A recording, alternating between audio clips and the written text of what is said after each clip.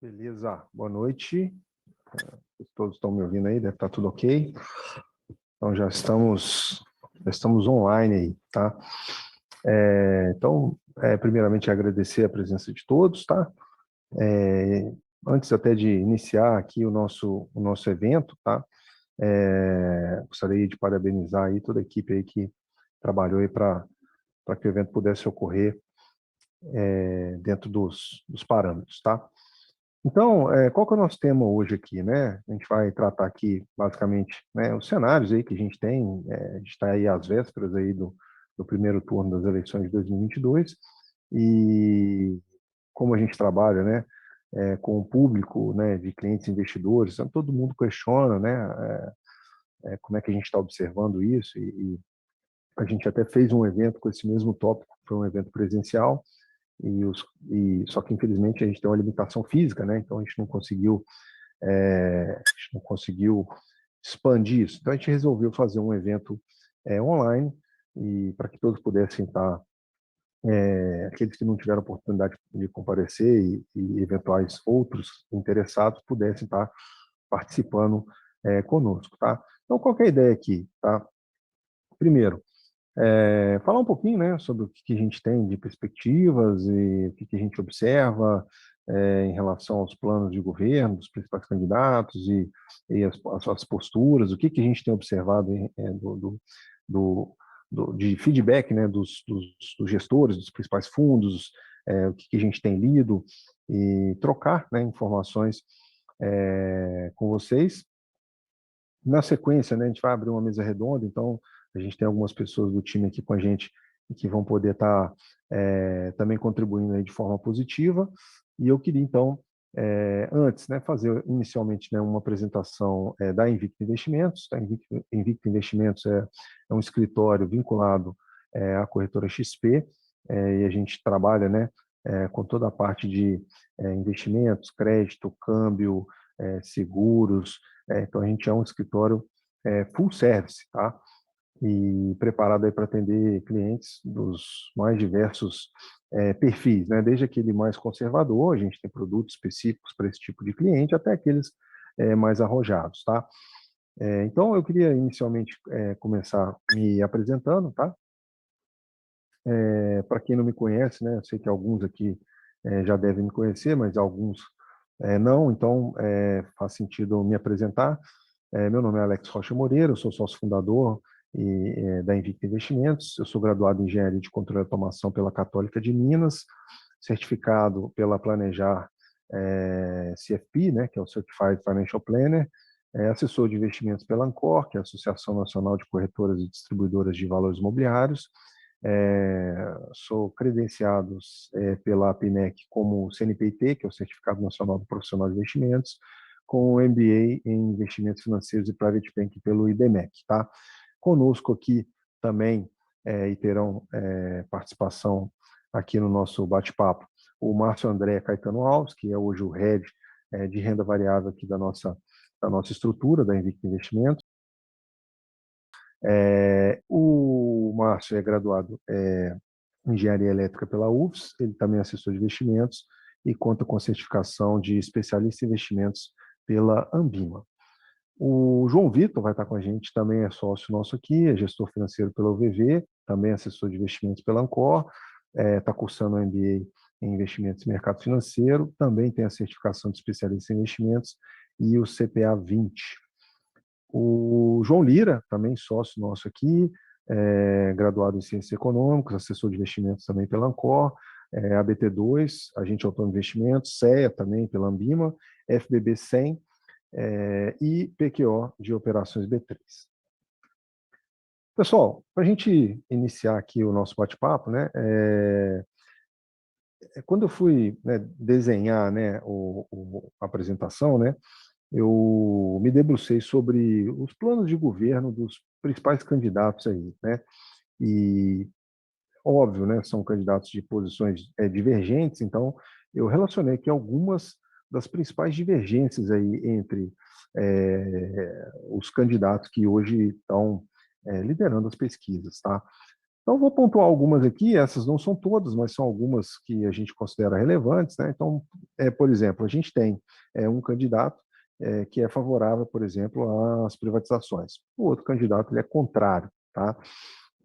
Em relação às reformas, né, a gente tem ali um candidato que pretende efetuar reformas estruturantes, revisar e flexibilizar o teto de gastos, desobrigar, desindexar despesas, e a gente tem um outro candidato que pretende, né, já declarou isso até publicamente, que pretende revogar o teto de gastos e fazer uma revisão geral de todo o regime fiscal. A gente tem, por exemplo, né, na questão tributária, né, um candidato que trabalhou, né, vem trabalhando para reduzir a carga tributária, né, tanto para a pessoa física ali, com a revisão da tabela do imposto de renda, por exemplo, como também para pessoas jurídicas e tributos de importação, etc. E um outro candidato que pretende tributar o comércio internacional, pretende tributar os mais ricos, prega ali uma progressividade tributária, tá? Em relação à legislação trabalhista, por exemplo, né, os dois programas de governo, né, são antagônicos, né? Então, assim, um pretende, né, avançar ali na otimização da legislação, a gente teve uma reforma recente, o outro pretende revogar a legislação atual e criar, né, uma estrutura de valorização ali do salário mínimo, reestruturar os sindicatos, etc. Então, todos nitidamente são pontos divergentes, tá? Não cabe aqui definir o A melhor que o B, né, mas são pontos de vista antagônicos, né? Então, acho que esses pontos, né, juntamente com os demais que a gente vai citar aqui, são pontos que geram, vamos dizer assim, uma divisão clara ali do eleitorado e como são posições antagônicas, né, isso gera atrito, né? Então, a gente tem visto aí essa campanha, né, pré-eleições, essa campanha eleitoral, muito, como é que eu posso dizer, muito dividida, tá? Em relação à infraestrutura, turismo, ciência, tecnologia e meio ambiente, os programas têm mais ou menos a mesma linha, o que diferencia, né, esses pontos aí quem, teoricamente, deveria financiar esses tópicos, tá? Então, plano de governo tem a intenção, né, de fazer ali parcerias público-privadas, etc., né, que é um plano que prega uma redução do tamanho do Estado, e o outro prega que esses investimentos deveriam todos ser feitos majoritariamente pelo Estado. Tá? A gente tem um ponto relevante também, principalmente quando a gente fala de mercado financeiro e investimentos, né, que em relação ao Banco Central e o câmbio. Tá? Um governo, né, prega, né, um Banco Central independente, o câmbio livre e flutuante, e o outro, em relação à questão da independência do Banco Central, ainda não ficou claro se permaneceria ou não, no caso de uma eleição, e o controle cambial, através de uma política cambial. Então, isso também tá bem evidente. A gente tem um outro ponto também que é super relevante, né, em relação à questão do assistencialismo, tá? Perdão. Então, um governo, né, pretende, né, ampliar ali o microcrédito, mudou ali o nome do programa, ajustou valores, e o outro lado, vamos dizer assim, pretende ali renovar, ampliar, renovar o antigo Bolsa Família, né, ou readaptar o atual, e renegociar as dívidas, né? Principalmente essa parte da renegociação das dívidas, né, no plano de governo, está bem claro ali que seria através de subsídios e utilizando ali toda a estrutura de bancos públicos ou privados incentivados, vamos dizer assim, tá? Então, assim, são pontos que, assim, nitidamente antagônicos, tá? Então, a gente está diante de uma decisão importante. Então, todos aqueles que vão às urnas, né, têm que ter em mente os caminhos ali que ele entende que é mais favorável, né, para si ou para seus pares na hora de tomar essa decisão, tá? Bom, essa polarização, né, que a gente está observando, ela gera, de alguma forma, um cenário ali de instabilidade, muita volatilidade. Então, a gente observou bastante volatilidade aí nos últimos dias. Possivelmente, no caso de um eventual segundo turno, a tendência, né, essa polarização aumentar, e certamente nesse caso a gente teria ainda mais volatilidade. Então, esse é um risco iminente, né, e natural. Nesse tipo de cenário, a gente sempre tem o aumento da volatilidade. Tá? A gente tem também alguns pontos, né, assim, a gente tem pouca informação hoje sobre assim, isso não assim, do atual governo a gente já sabe, porque são os que estão aí, mas dos candidatos, e aí não só os que estão na frente, ou que está na frente, ou os demais, a gente não tem muita informação sobre quem são as peças-chave, né? Ou seja, quem vai auxiliar na transição e vai assumir adiante. Isso não está assim, não tá claro, não está muito bem definido. A gente não tem como, é uma inferência, né? A gente não tem como saber se isso é proposital ou não, né? Mas eu acho que gera ainda mais instabilidade, tá?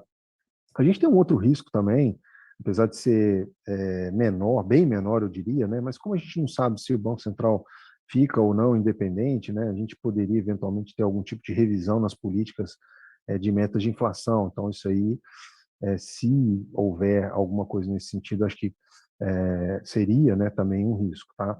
Do ponto de vista fiscal, né, a gente tem um problema, e esse problema vai ter que ser resolvido, quer seja pelo governo atual, caso reeleito, ou por um novo governo que entrante.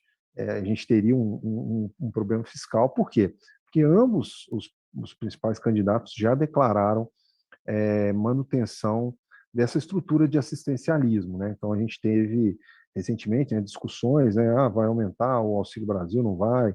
Aí, bom, vai aumentar, mas como que aumenta, né? Então, você precisa encontrar uma fonte, né, de receita para ajustar isso aí. Então, houve ali uma manobra, a questão dos precatórios, e ajustou-se e, de alguma forma, conseguiu subir, né, esse piso, mas isso é um problema que a gente vai ter, né? Nesse momento atual, a gente vem, né, de uma sequência de bastante arrecadação, então não foi um problema, mas a gente está, de alguma maneira, elevando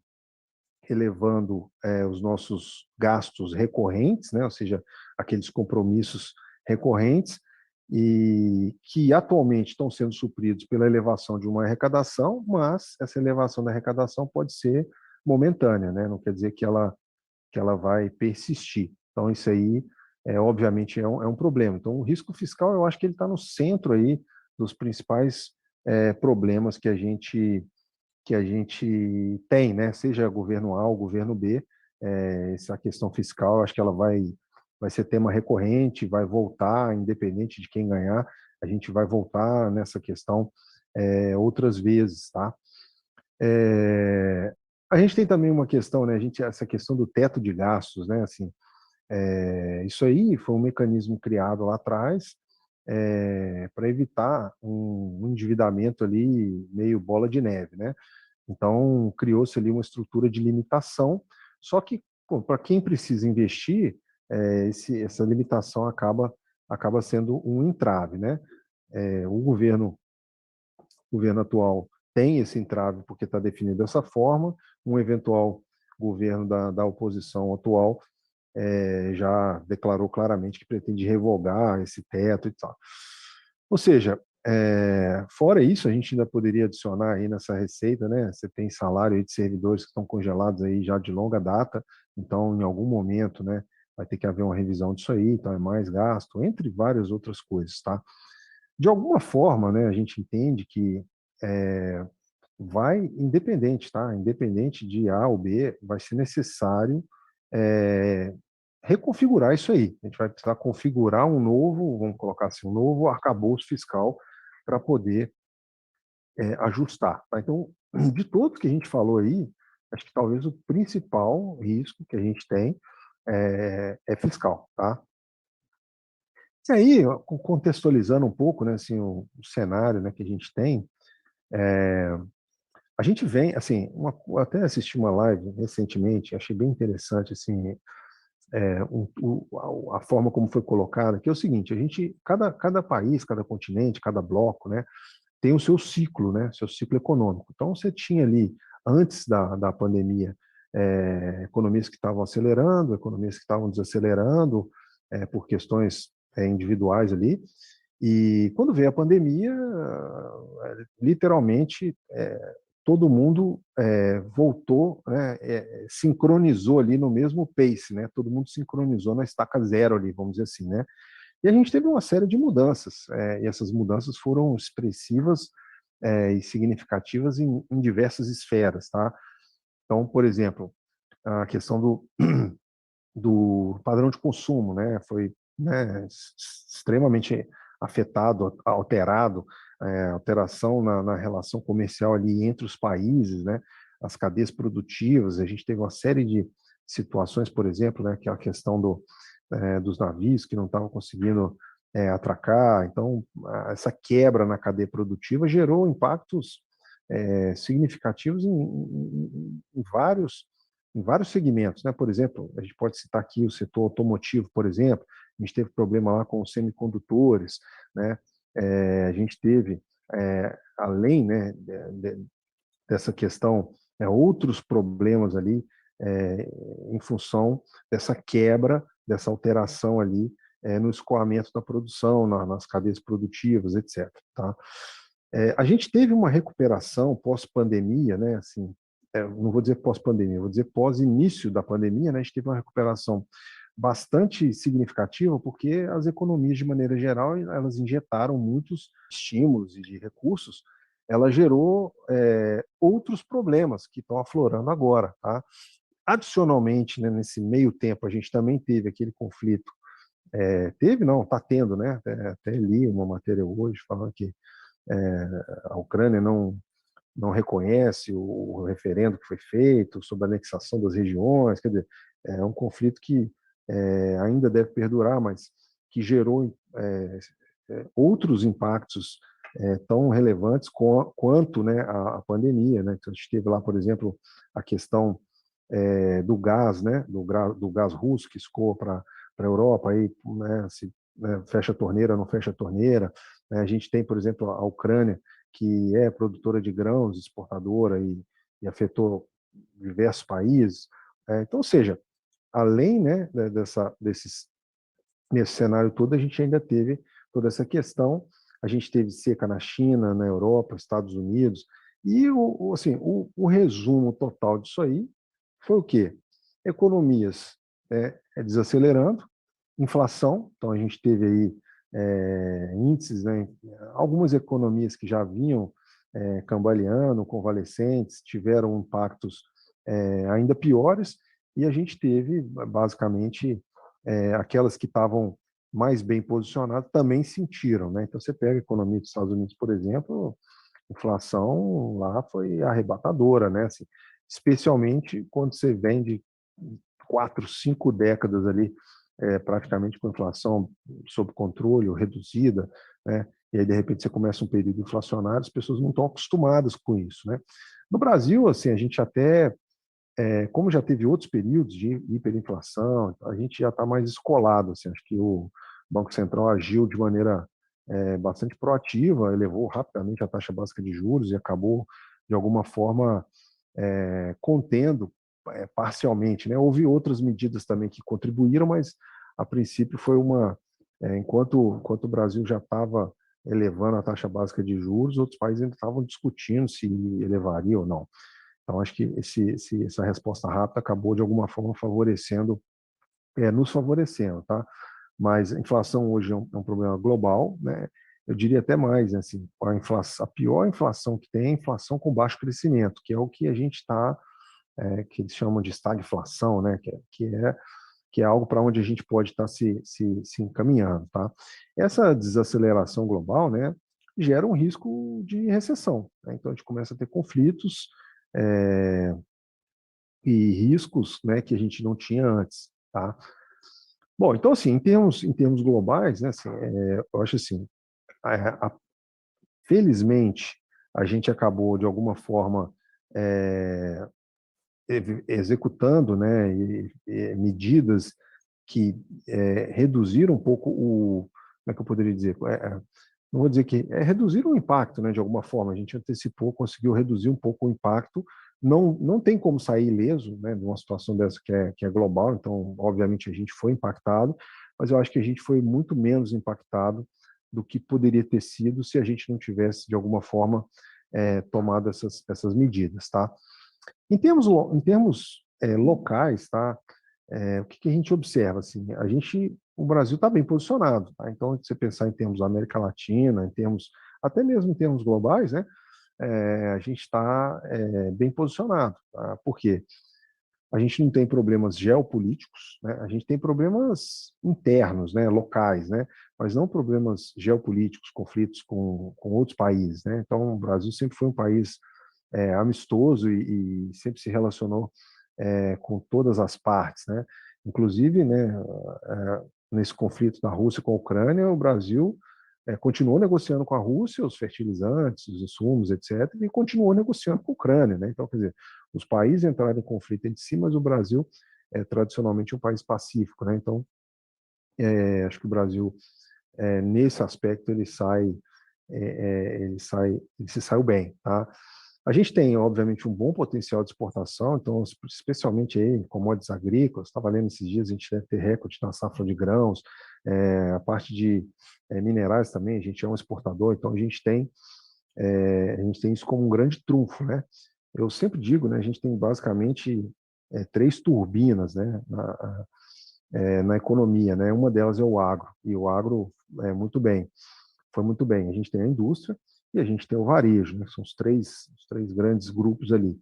É, Outro ponto relevante, a gente tem uma situação fiscal é, controlada, então a gente teve agora recentemente, né, superávit, e esse superávit foi positivo em todas as esferas, então na esfera municipal, estadual e federal, então isso é bastante positivo. A gente não tinha isso há anos, né, há quase 10 anos, acho que há 8 anos, se não me engano, a gente não tinha uma situação como essa, então acho que foi um resultado bastante positivo, né? Isso, inclusive, é, foi o que possibilitou, né, a elevação dos gastos recorrentes, né? O grande receio ali da questão fiscal é que a gente assumiu gastos recorrentes e a gente está momentaneamente com uma arrecadação recorde. A questão é essa arrecadação vai continuar, tá? Então acho que é um trabalho que tem que ser feito, tá? Com relação às projeções de crescimento, né, ainda ontem estava assistindo uma live do ministro da Economia atual no podcast Flow, e ele comentando, né, obviamente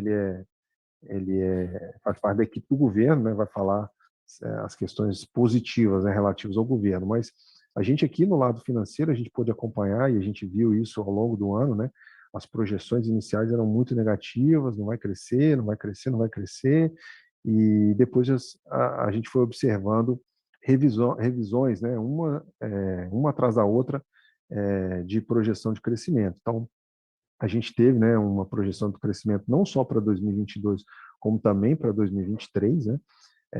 A inflação que teve aquele overshoot ali, aquele pico ali, né? Principalmente ali pela elevação dos custos de combustíveis, né? Esse é um dos pontos, né? Infelizmente o Brasil tem uma malha modal basicamente rodoviária, então elevou o preço do combustível, isso aí repassa quase que de imediato ali, né, no valor do frete, no produto final, e isso o empresário repassa para o consumidor final. E também é importante colocar aqui, né, que assim, essa questão da inflação, né, existe uma esterese, né, assim, quando há uma elevação nos custos, insumos, normalmente isso é repassado quase que de imediato, né, mas o inverso não é verdadeiro. Então, a gente precisa de vamos dizer assim, quem regula para baixo é o consumidor. Então, se você vai no, sei lá, no supermercado A ou na loja A e vê o produto específico lá, e vai na loja B e vê o produto, mesmo produto, por um preço menor, cabe a nós buscar o produto com menor preço, porque isso é que vai forçar o empresário a reduzir o preço final lá do produto, tá? Que é o que vai ajustar a inflação. Então, aí estou falando, né, da iniciativa privada, que é tudo que é preços administrados, aí a dinâmica é um pouquinho diferente. Mas, a princípio, né, a gente teve aquele overshoot lá de inflação, a gente tem também uma contribuição grande, né, do dólar na inflação, porque tudo que a gente produz aqui, que depende de insumos importados, quando tem uma variação cambial, isso também vai cair lá na conta da inflação. Então, a gente teve aquele overshoot inicial e depois uma série de ações e medidas para tentar contornar isso aí. Uma delas foi subir a taxa básica de juros, né? Então, a taxa básica de juros brasileira, a gente vai falar um pouco mais à frente, mas ela saiu basicamente de em 1 ano e meio, né? Não deu 2 anos, 1 ano e meio mais ou menos, ela saiu de 2% ao ano, foi para 13,75%, né? Foi uma elevação brusca, tá? Então, assim, no geral, né, assim, a gente teve esse overshoot de inflação por uma série de motivos. De alguma forma, uma série de medidas foram tomadas para tentar conter isso aí, ou pelo menos desacelerar. A gente vem, né, acho que 2 meses aí, vai para o terceiro mês, possivelmente com mais uma deflação, vai depender do fechamento, mas a princípio a gente vem, né, de uma sequência de deflação. E a princípio, né, assim, eu poderia dizer assim que aos olhos, né, pelo menos do que a gente lê, do que a gente observa, né, a gente consegue perceber que o Brasil goza de uma posição diferenciada ali, principalmente em relação aos pares, né, na América Latina também, porque a percepção de risco ela é relativa, né? Se a gente pega, por exemplo, né, comparar, né, ainda que a gente tenha tido problemas, né, a Covid gerou problemas para todos os países, né, todos os continentes, né, mas se você olha para o lado e vê alguém que não conduziu, né, de forma satisfatória, o Brasil ele está bem posicionado também do ponto de vista relativo, tá? E por último, a gente vai falar também um pouquinho mais adiante, né, os ativos brasileiros, e aí não estou me referindo só à questão das ações ou da bolsa, é uma questão mais global, né? Os ativos brasileiros estão baratos, né? Então, acho que esse é um conjunto de pontos, né, que eu acho que faz sentido a gente discutir, conversar um pouco mais, que faz parte desse contexto, que é um contexto local, tá? E aí, assim, se a gente for ver a questão dos indicadores, né, a gente vinha, né, não vai crescer, não vai crescer, não vai crescer. A gente começou a ter ali uma elevação ali das projeções. A gente tem hoje uma estimativa de crescimento de 2,8% em 2022. O PIB potencial ele não é muito alto. A gente precisaria ajustar uma série de fatores, principalmente em termos de produtividade, né? Ajustar marcos regulatórios, efetuar algumas reformas que não saíram, para que a gente pudesse, de fato, aumentar o potencial. Lembrando que quando a gente vem de um PIB baixo, né, é mais fácil crescer, né? Então, a gente fala que a base é menor, né? Mas, de forma geral, assim, o que a gente observa assim, que parte das incertezas, obviamente não todas, ninguém tem bola de cristal, ninguém sabe o que vai acontecer, se vai ter primeiro só, se não vai ter segundo turno, se vai ter esse ganho A ou ganho B, mas, de alguma forma, parte do mercado já precifica ou já precificou esse movimento. Tá? Então, só fazer mais um comentário, a gente tinha dito lá, né, que a economia brasileira tem 3 grandes motores, né? Assim, eu gosto de usar essa metáfora, né? Com a gente não vai bem. Se a gente tiver 2 indo razoavelmente bem, a gente consegue voar, né? Com 3 a gente vai muito bem, tá? E hoje a gente tem desses 3 motores, né? A gente tem o agro que está indo super bem, a gente tem a indústria que vem num processo de recuperação, inclusive parte, né, da contribuição do PIB esse ano vai ser atribuída à indústria, mais do que foi nos trimestres anteriores, porque é, é um dos drivers, né, de desinflação, vem através da queda no custo de maquinário, entre outras coisas, tá? Então, esses são pontos que eu considero relevantes, tá? A gente vem de uma política fiscal, né? A gente praticamente, se a gente pensar em termos de política monetária, tá? A gente tem sempre uma relação. Eu uso sempre uma metáfora, assim, é o cachorro correndo atrás do rabo, né? Então, quando a economia precisa acelerar, né, o Conselho de Política Monetária ajusta a taxa básica de juros. Na verdade, não ajusta a taxa básica de juros, ele age no mercado de títulos públicos que faz com que a taxa de juros convirja para uma taxa que é uma meta, vamos dizer assim, tá? Mas ela define uma meta, né? Então, a taxa básica de juros, o governo, né, o Conselho de Política Monetária, o Tesouro, etc., trabalha ali para que a gente consiga, em determinados momentos, acelerar a economia e, em determinados momentos, desacelerar a economia. Quando a economia está indo muito devagar, a tendência é você reduzir o custo do dinheiro para poder acelerar a economia. Quando a economia acelera, a gente tem outros fatores que vêm a reboque, né? Especialmente a questão da inflação. E quando a inflação acelera, a gente ajusta a taxa de juros para conter a inflação e assim a gente vai entre altas e baixas, né? Então são sempre movimentos cíclicos, tá? Então a gente teve agora recentemente, né, no dia 21, não sei se foi 20 ou 21 ou 21 e 22, uma reunião do Copom, e a decisão ela foi unânime pela manutenção da taxa e assim até a gente tinha, né, analistas que já estavam avaliando a possibilidade de uma última elevação ali de 0,5, 0,25. A gente acabou tendo a manutenção da taxa, mas o comunicado que foi feito foi bem claro, dizendo o seguinte: olha, a gente não vai subir, mas se a gente perceber que a inflação não teve o comportamento que a gente espera, a gente não vai hesitar em subir novamente. Ou seja, não subiu agora, mas deixou uma margem para elevações futuras se a inflação não acomodar. Tá? A gente tem, né, já projeções aí para o final do ano não para o final do ano, para o final do ano que vem, né, para o final de 2023, né, uma projeção de queda. Então, quando a gente avalia, né, os contratos de DI futuro lá dos vários vértices, né, a gente observa que, especialmente ali a ponta longa da curva, ela já cedeu.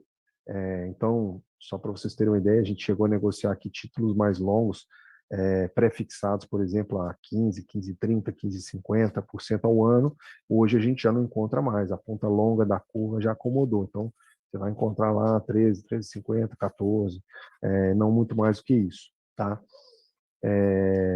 E os títulos mais curtos pagando mais do que os mais longos, né? Então, assim, é um cenário que a gente tem, quando a gente vê a estrutura a termo ali da curva de juros, né? E você vê a ponta longa acomodando, quer dizer que o mercado já espera uma queda na taxa de juros lá na frente. E aí, aonde que é esse ponto, né, de início dessa possível queda, o mercado imagina que isso vai acontecer, lá no segundo trimestre lá de 2023, tá? Então a gente deve ter a taxa de juros estável nessa faixa aí por mais algum tempo, e depois o início aí dessa trajetória de queda, tá? E a gente vê isso nitidamente, né? Se você for lá e observar ali, né, os vértices ali de vencimento ali do DI futuro, dá para ver claramente isso aí. Lembrando que isso aí é uma fotografia da expectativa para o futuro da taxa básica de juros na data de hoje, né? Essa expectativa ela vai se ajustando no tempo. Então, se daqui a pouco a gente voltar a ter, sei lá, vamos supor, ganha o candidato A ou o candidato B e a inflação acelera, obviamente o mercado vai ajustar essas expectativas, tá? Mas a princípio a gente veio, né, de uma elevação brusca da taxa básica de juros, e aí assim é interessante também colocar, a gente tem estudos, né, que mostram que existe um delay, né, entre você atuar e você observar uma resposta, né, existe um delay ali que vai de 6 meses a um ano para começar a surtir efeito. Então, parte dessa elevação recente que a gente teve na taxa básica de juros ainda não surtiu o efeito desejado, tá? Contudo, a gente tem, a gente teve aí recente, né, 2 meses aí de deflação. Isso aí até gerou um desconforto. Alguns clientes que têm ali títulos atrelados ao IPCA, por exemplo, ali que, pô, meu CDB não rendeu. A gente pode depois até bater um papo com o Vitor aí sobre isso. Mas, né, a gente teve situações desse tipo, tá? Então, assim, pessoal, queria chamar para a mesa aqui, né, até para a gente trocar uma ideia. Assim, a gente tem, a princípio, né, para essas eleições, 2 planos de governo antagônicos, tá? Um que é o que a gente já tem e outro de um candidato com posições bastante divergentes, né, da condição atual, e os investidores sem saber como alocar, ou como se defender, ou como aproveitar eventuais momentos de volatilidade. E aí eu queria, né, trazer aqui para a mesa redonda, né, para esse bate-papo aqui. Eu queria assim, até começar com o Márcio, né? A gente falou aí dessa questão de taxa de juros e tal. Eu queria, né, abrir a discussão aí, assim, se você acha, Márcio, assim, que vale a pena investir com esse cenário, né? Véspera de eleição, ou eventualmente a gente pode ter um segundo turno, aí um período ainda de mais alguns dias até um desfecho, sendo que a taxa de juros está na faixa aí de 13,75, né? Faz sentido investir na bolsa? Boa noite, pessoal. Com certeza, tá, Alex?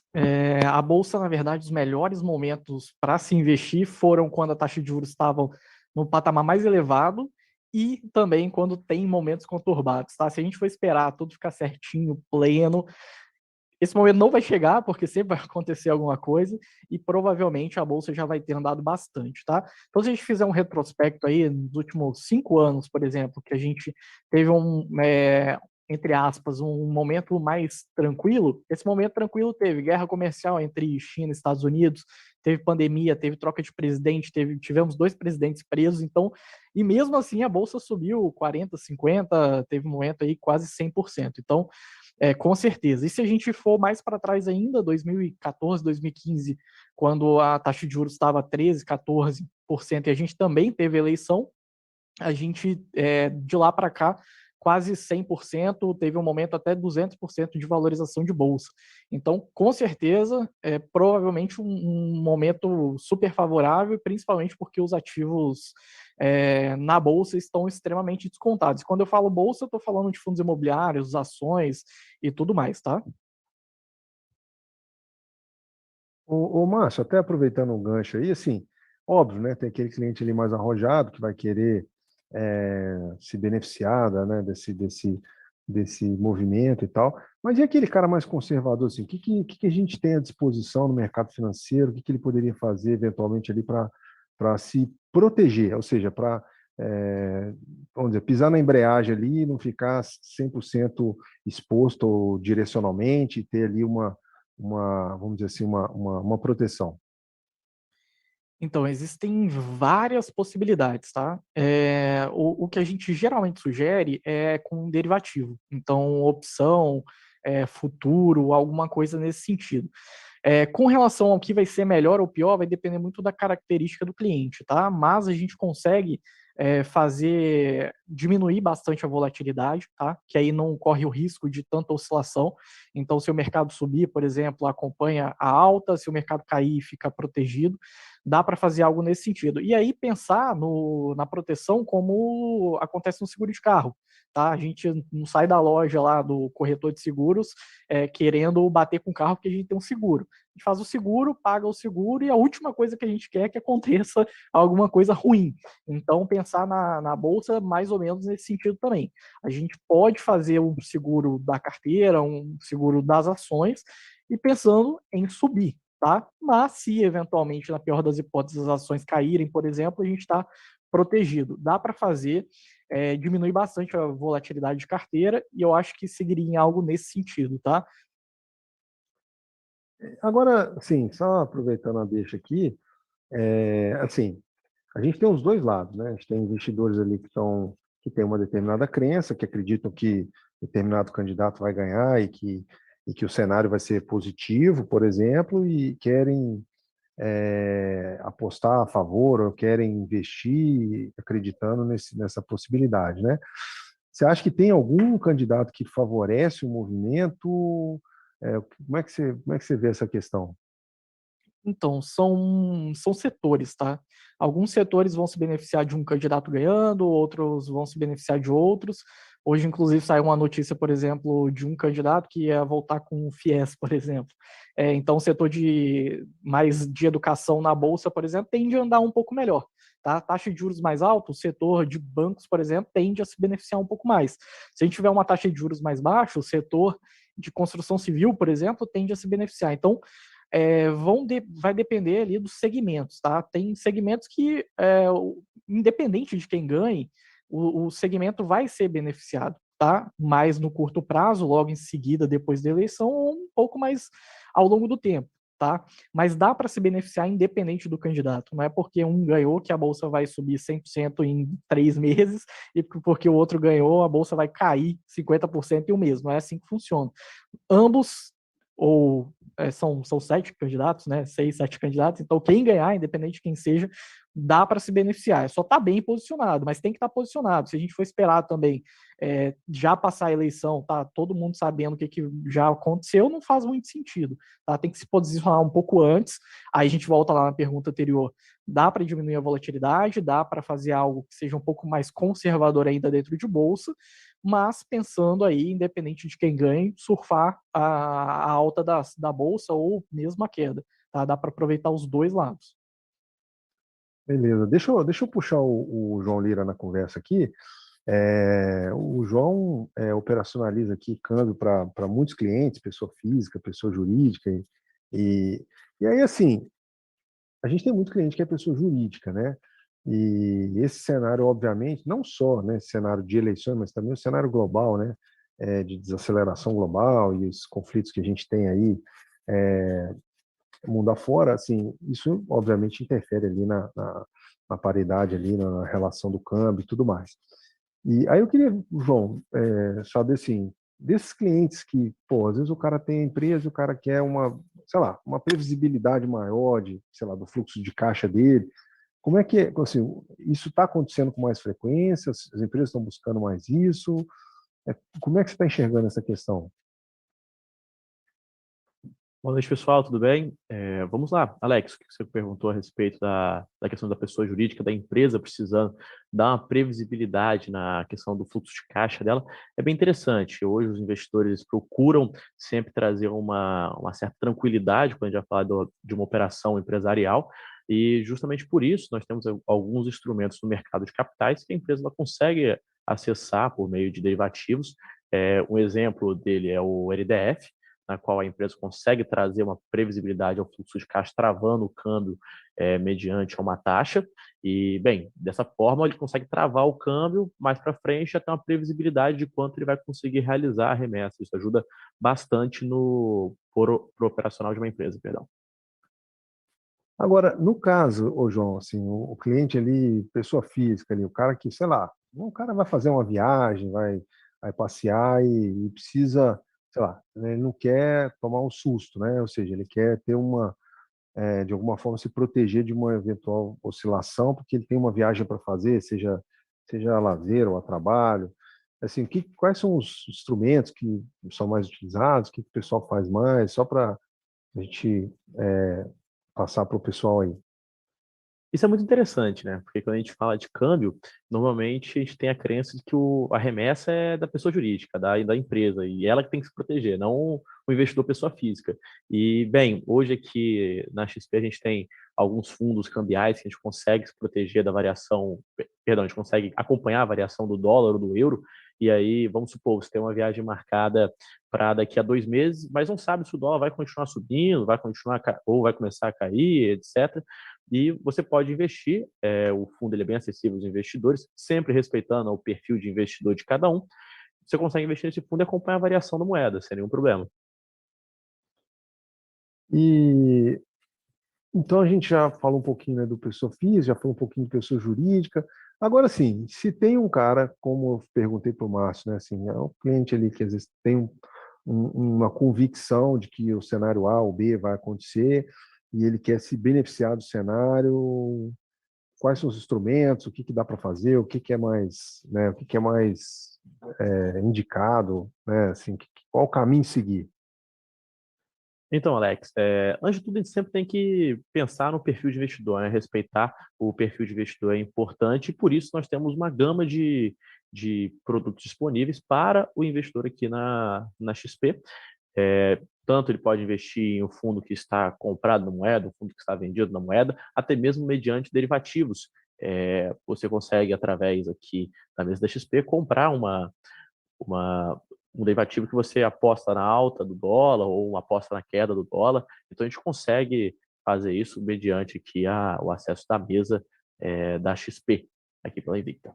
Nessa parte aí interessante, né, João, porque João e Márcio, né, assim, porque especialmente aí quando a gente fala, né, do segmento de renda variável, né, que envolve a parte de ações, fundos imobiliários, câmbio, derivativos, etc. A gente sempre tem, independente do cenário, mesmo que o cenário for ruim, se o investidor entende que o cenário é muito negativo, ele também consegue se beneficiar desse cenário se ele estiver posicionado do lado correto, né, vamos dizer assim. Na renda fixa é um pouquinho, vamos dizer assim, um pouquinho diferente, né?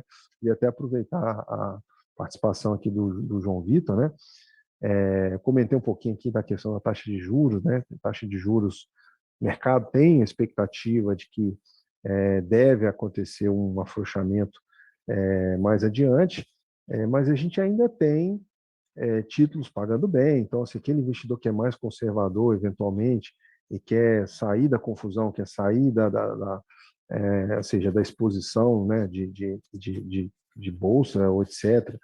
Assim, o que dá para fazer, assim, em termos de proteção? Assim, o que seria mais indicado? O que dá para fazer? Como é que os clientes estão direcionando essa alocação de renda fixa, João?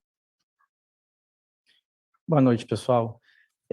Você adotar uma postura aí onde a gente não tenha uma definição sobre o que vai acontecer, né? Principalmente quem não tem uma convicção, a gente, obviamente, analisando cada lado, considerando, né, cada lado, cada um também tem as suas convicções, mas a gente se posicionando aqui como uma pessoa que não tem essa certeza, uma forma de você se proteger seria se indexando à inflação, né?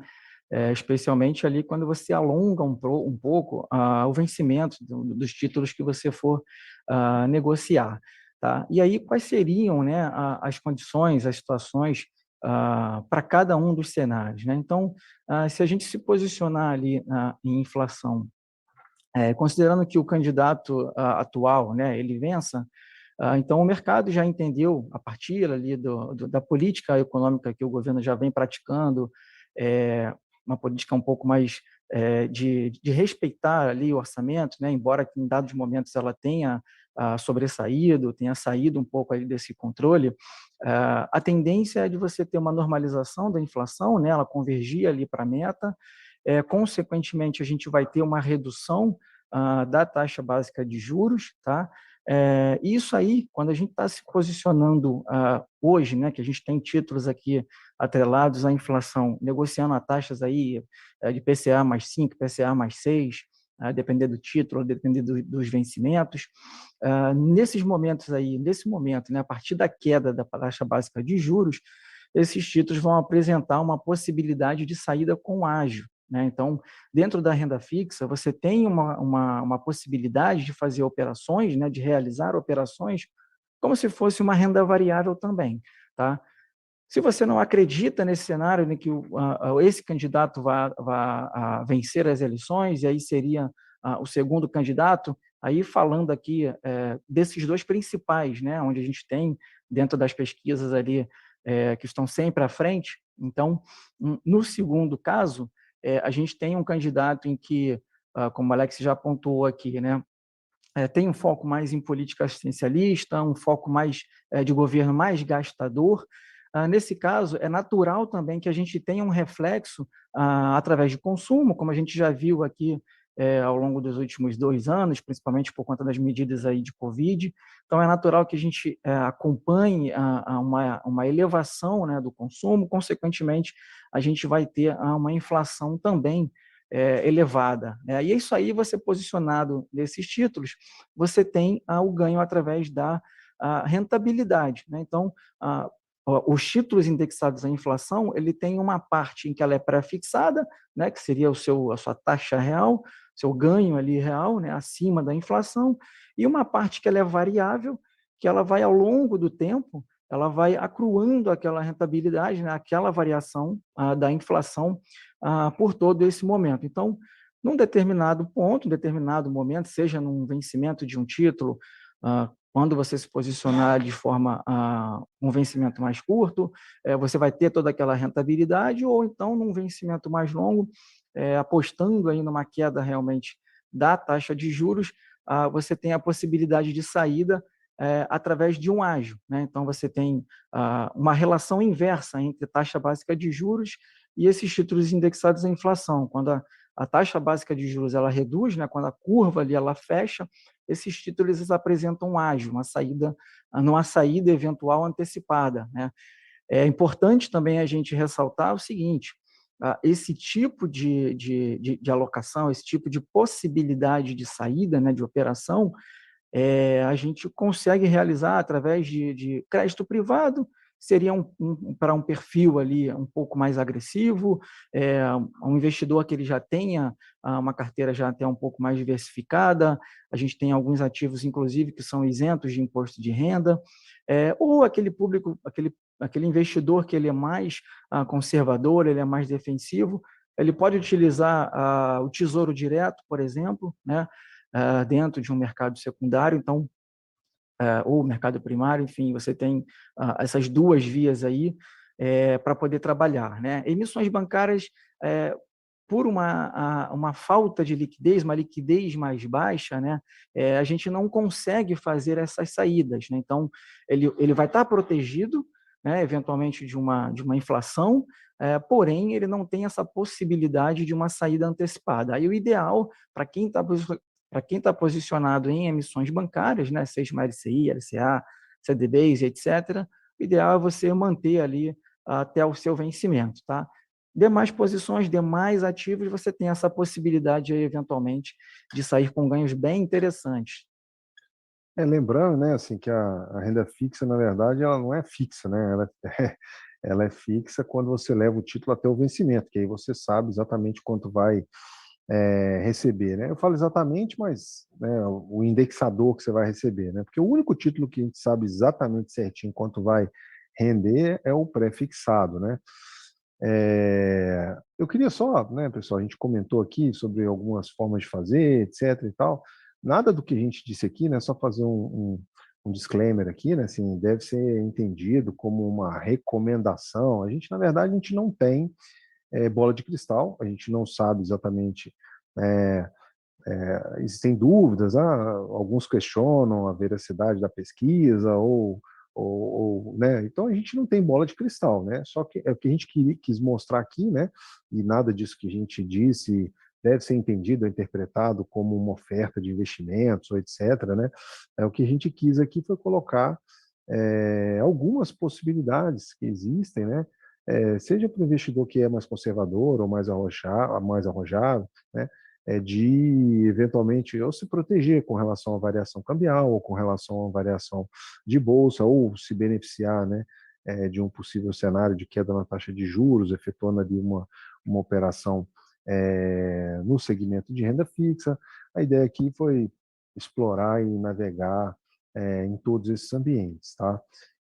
Eu não sei se alguém quer fazer alguma ponderação final aí, mas eu queria já dando um contorno aqui de encerramento, né? A gente já está praticamente a 50 minutos aí de live, já estourando o nosso tempo.